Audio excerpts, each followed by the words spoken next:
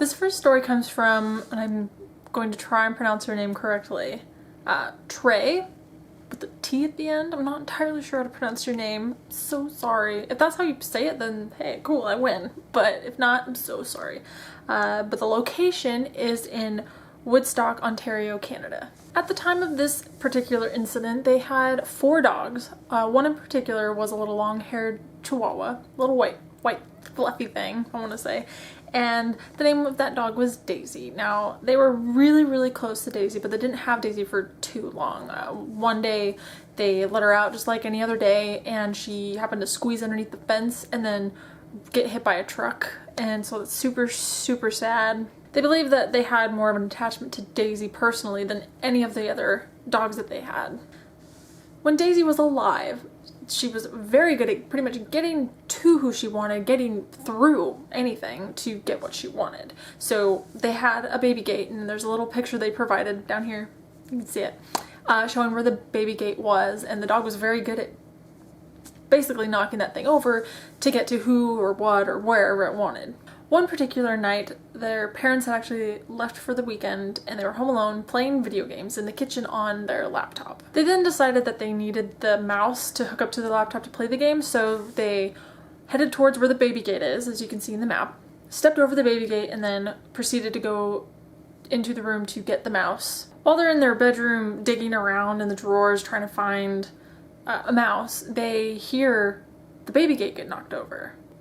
Now they have another dog named Bob who is prone to troublemaking, and so they called for Bob, turned around, but as they turned around, looking like out the bedroom door into, I'm assuming, a hallway, they just see this white dash run past the door into a room they called the gym. Now, they were kind of angry that it might be Bob, so they leave, go into the gym room, turn on the light, and there's nothing. No dog, nothing in the room. They were kind of confused because they saw something run into that room. And when they proceeded to go back downstairs, the gate wasn't even knocked over. All of the dogs were downstairs. There were no dogs upstairs. They even said that they kind of feel like maybe it was the ghost of their dog, Daisy. And till this day, they've never had another one of their dogs knock that gate over. This next story comes from Jessie in Massachusetts.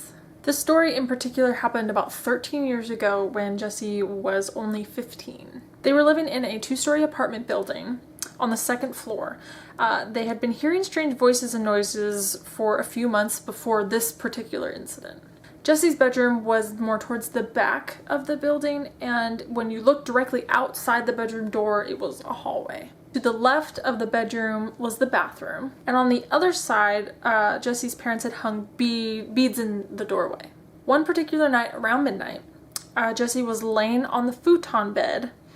The head of the bed was facing the bedroom door. They suddenly heard a noise coming from the kitchen. Now, Jessie immediately thought maybe it's the cat, because they had a cat named Kitty.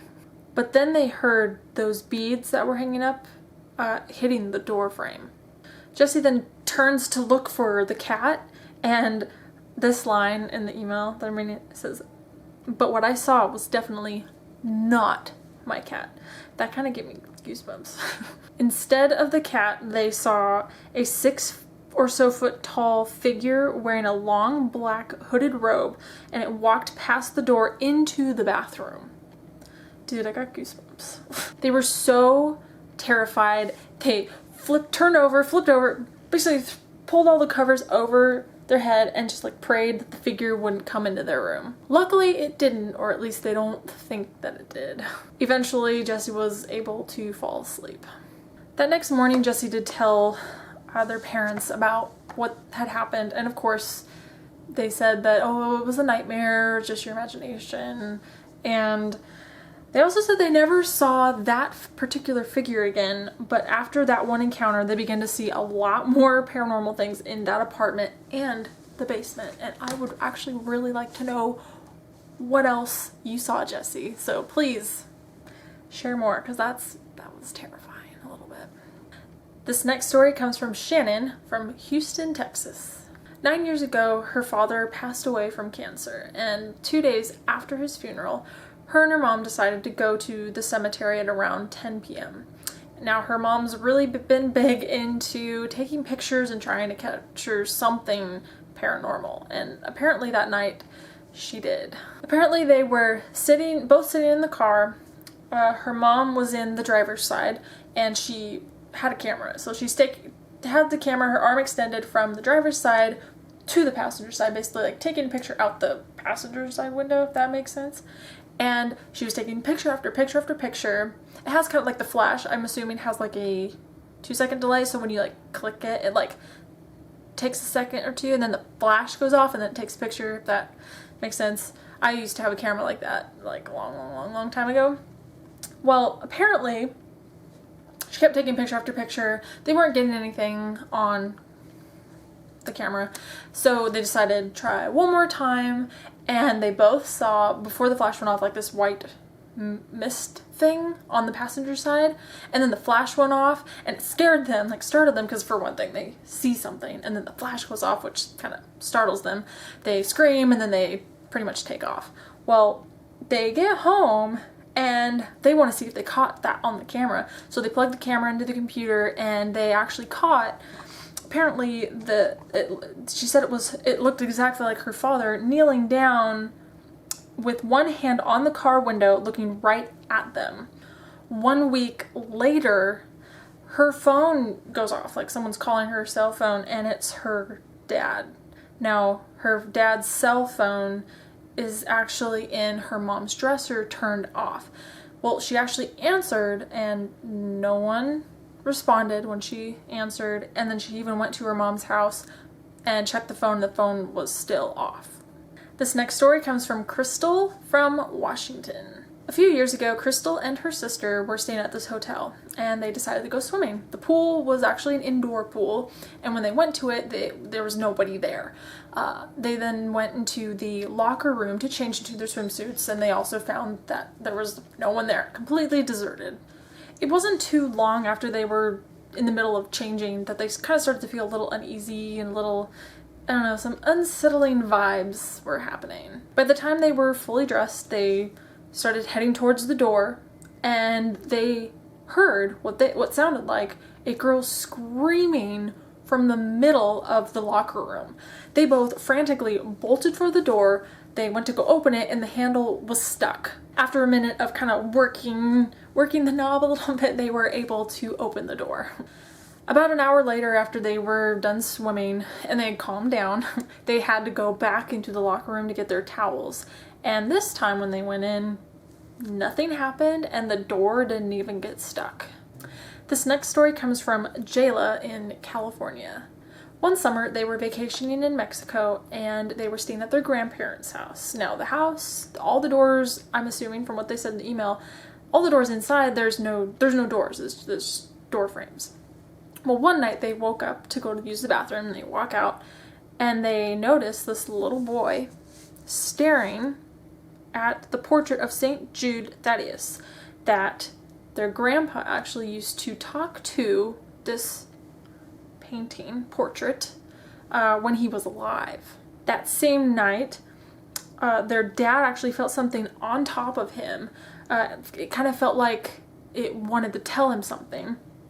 He started to pray at it, but it would only come closer. It did eventually go away when he cussed at it. And they said, to be honest, they've always felt uneasy in that house. This next story is from Jess from Brisbane, Australia. Jess woke up one morning around 3 a.m. To her cat basically looking up at the ceiling at something. She brushed it off as kind of being a possible bug. About 20 minutes later, she started noticing outside of her bedroom door, which was open, this kind of a black mass, like darting around the hallway. She immediately turned on her light and it stopped. She kind of tried to forget about it, but then her cat darted down the hallway like she was chasing it. She just sat on her bed, kind of waiting to see if she would see anything again in the hallway. Then out of nowhere, this massive black mass appeared in the shape of a person standing in her doorway. It felt to her like it was staring into her eyes. She was immediately frozen and had no idea what to do. And it felt like forever, but it did eventually go away, and she was just left with the feeling of what just happened. This next story comes from Nicole in Thomasville, Georgia. This one's kind of a bonus because Nicole has provided 3 stories and they're a little short, so I'll just lump these into one. Story number 1 from Nicole is about one night she was sick and decided to sleep on her parents' couch in their bedroom. Their couch is in front of a big window. Nicole woke up around 2 a.m. To this woman, like an inch away from her. The woman had a long white gown with short blonde or brown hair, probably like a dirty blonde, I'm going to assume. But she was staring out of the window, basically. So if you're laying on the couch and here's the window and the lady's like right here staring out the window. Nicole kind of stared at her for a little bit, but not for very long because she was a little freaked out and just pulled the blankets over her head and tried to go to sleep. Second story from Nicole. Nicole and her mom were in the living room one night watching TV. Now, Nicole's mom was on the phone and Nicole was on the computer. Out of the corner of their eye, both of them saw a dark, tall man figure right outside the front door. When they both basically looked over to look towards it, it was gone. And story number 3 from Nicole. One other night, they were in the living room. She was on the computer watching YouTube videos, and suddenly a blue, clear mist just runs by. Nicole wasn't really sure how to describe it properly, but it looked to be like a little boy just run past her feet, but in the shape of like a blue, misty kind of figure. This next story comes from Beth in Pennsylvania. When Beth was young, her and her family had moved into this house that was built in 1888. A lot of paranormal activity went on in this house, but one experience in particular that she wanted to share was that she would often hear what sounded like a large man wearing heavy boots walking in the attic. And she said it happened almost nightly. They eventually later on sold the house to her aunt and uncle, who lived there to this day. And they didn't even tell them about the history of the house or their experiences. Shortly after they moved there, they began telling them about activity in the house, including several people seeing the figure of a large, heavy-set man in various parts of the house. They even described the footsteps in the attic sounding like a big man in heavy boots. The activity has actually gotten so bad that visiting family members and friends have refused to even stay there. This final story is from Georgia, from Western Australia. When Georgia was around 10 years old, they stayed at their Nana's house, which is known to be an extremely haunted house. Georgia was sleeping in the spare room, which is situated in the middle portion of the house, and their Nana was sleeping in the room next to her. This room in particular looks out onto the back garden and actually has an outdoor roof. Georgia was fast asleep but suddenly woke up with a feeling of terror and anxiety. She looked out the window and saw a man who had hung himself from the roof outside. Now, this is creepy. He was actually swaying in the wind, eyes wide staring at her, and she's never felt so afraid. She began to cry and then went and woke up her Nana and was trying to tell her what had happened, and of course her Nana said it's just a bad dream, it's just a nightmare, and moved her into another room. In the morning, the man was gone, and so she just kind of put it out of her mind and tried to forget about it.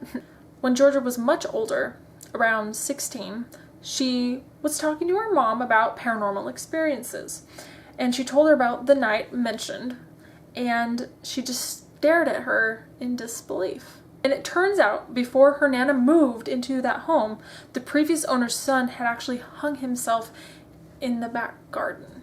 Well, I hope you guys enjoyed these ghost stories, especially since I told more than I have been.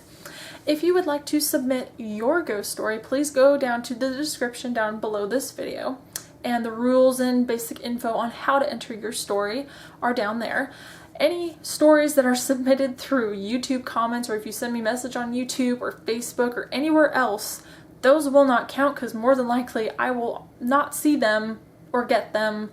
And it's just basically easier for me to get them all in one condensed location. So if you have submitted a story anywhere else but where I tell you to submit it, it's not going to count, and I'm so sorry. But please follow the directions down in the description. Again, I hope you enjoyed this. Stay tuned for next week, and I love you guys. Bye!